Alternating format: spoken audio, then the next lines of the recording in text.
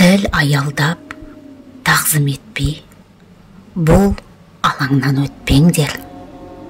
Желтоқсанда ызғырықтан тітіркеніп көкпен бел, бұл жер қалқам, асқақ рух, жаратылыс өткен жер, қайта оянған ұлт намысы қызыл қанға бөккен жер.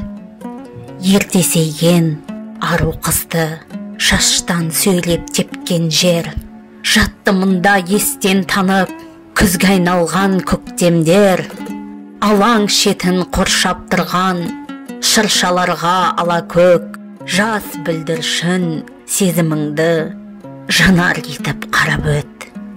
Сол арадан сатқындықта елестейді қара бет, қара беттің көбі бүгін дара тұлға дара бет.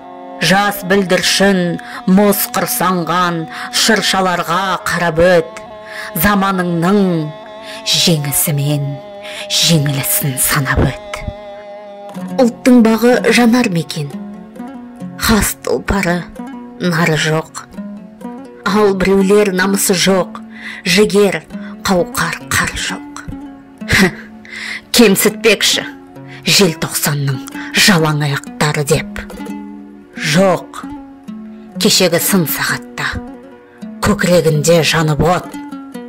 Тұрған солар аяз сорған қызыл беттің ары боп, дәуірінің тауығына шашылмаған тары боп, тірліктегі әр ісіңнің жаңғырығы болады.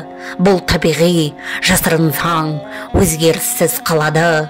Сол заңға сай сені бақыт не сор іздеп табады. Дүниені дір сілкінткен жас толқынның саналы, даңқын ешкім бүркей алмас, оны да еске салады. Желтоқсанның бас алаңы, қайсар рух алаңы.